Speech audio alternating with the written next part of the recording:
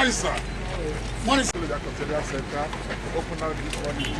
Came 119, but we were able to capture 11. 108 are still at large.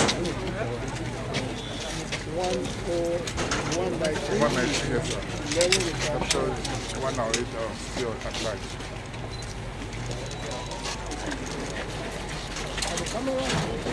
Hello. Camera, show camera. Yeah, or stars. Okay, I'm good.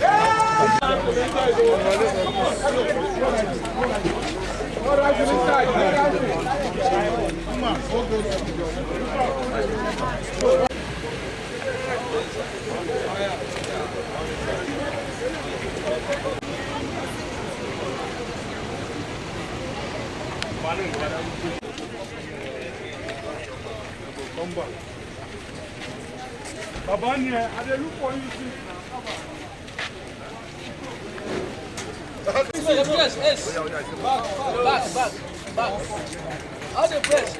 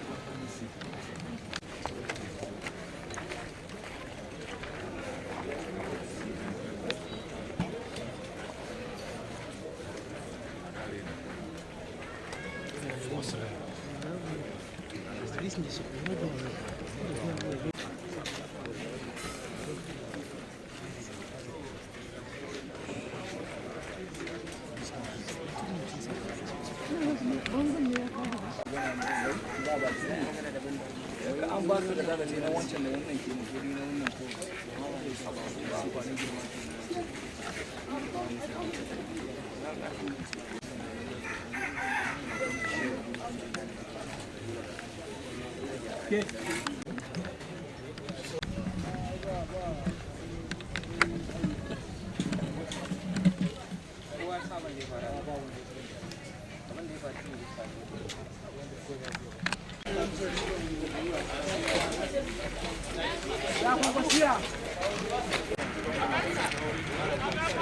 My sister, welcome.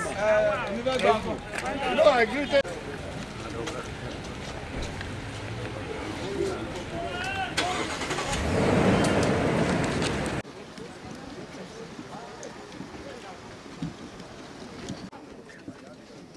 Sorry.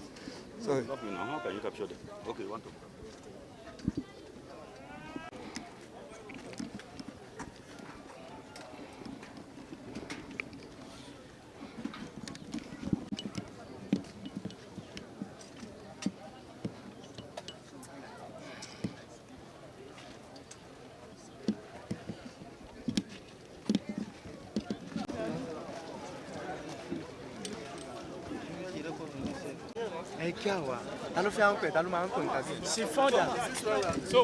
The storm that happened, there was a breach of the outer wall of this facility, and some of the inmates, escaped.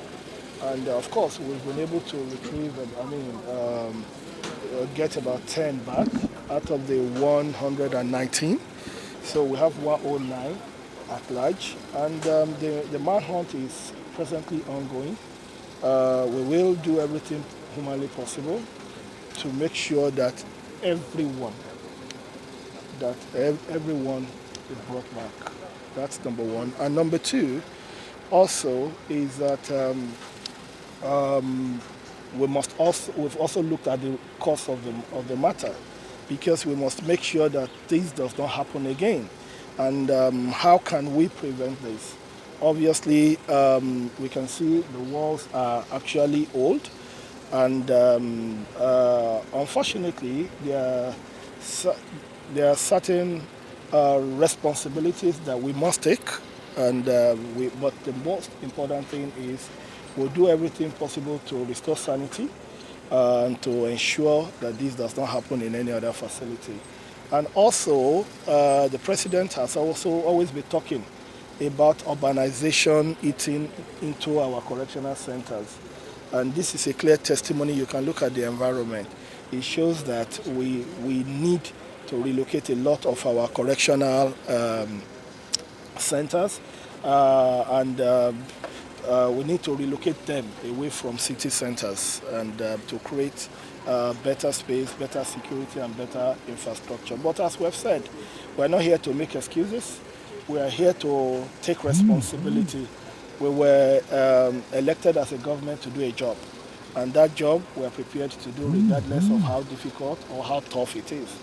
But we want to assure you that we are talking to sister agencies to make sure that we are able to synergize, collaborate, ensure that there's timely return, of these escapees, and you can be rest assured we'll put everything in place to make sure that this does not happen again.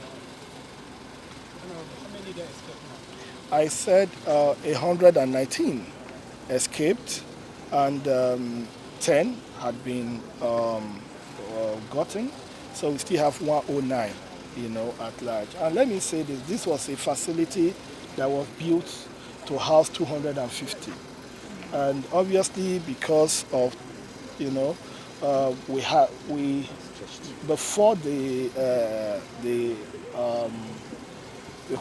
before the incident that happened, we had 499. This goes to what we keep talking about overcrowding in our correctional centers. So this is, as much as by the grace of God, I'm very optimistic we'll solve this problem, but it also gives us probing questions, and in every crisis, there's always an opportunity for greatness. So it's for us to, as a people, as a country, to also be able to sit down and critically be able to fashion out a correctional system, that will work for us and to the benefit of all Nigerians. But as I've said, there are a lot of things that I won't be able to say on camera, even with the correctional center, with a lot of reporting lines and a lot of issues. But we'll handle those things behind the scene and make sure that, as I said, this could have been avoided if the right information, at the appropriate time had been disseminated with regards to the structure, with regards to this incident. But of course, we're not, as I said, I wasn't appointed by President Bola Ahmed Tinubu to make excuses. I was appointed by him to take responsibility, and we're not shying away from this responsibility. We will take it, and we will get them back, and we will secure our correctional centers and make sure that this doesn't happen anywhere else in Nigeria. Thank you very much. Thank you. Sir, please to say some speedy interventions in the NI, the immigration, and as regards even welfare officers within your ministry. How soon are we going to see things happen? There are some facilities, being developed. The point here is that we're here for correctional centers.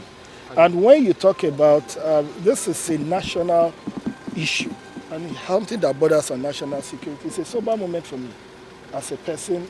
So also I believe it's a sober moment for all of us, and even our men in uniform. We've done a lot, but things like this, could, pull us back a bit. So it's a sober moment for us, and I sincerely think we need to concentrate and focus on the issue on ground and put all our energy into making sure that we solve this problem as soon as we can.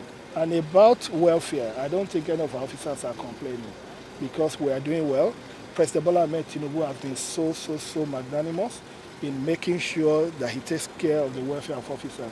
And I think it's not my responsibility to show their payslip, but I think this government has done better in terms of welfare for officers than any government in modern history of Nigeria. And I think that's what it's about. But as I said, let's concentrate on the correctional center. Let's concentrate on what has happened.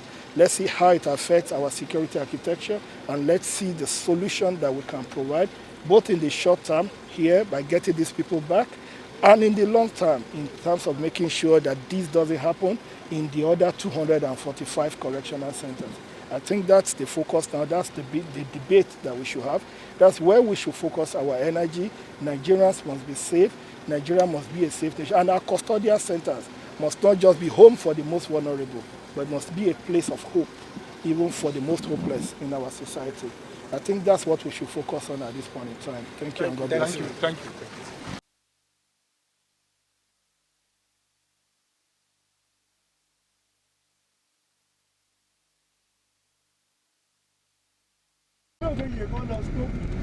Yes, now only to move that they need some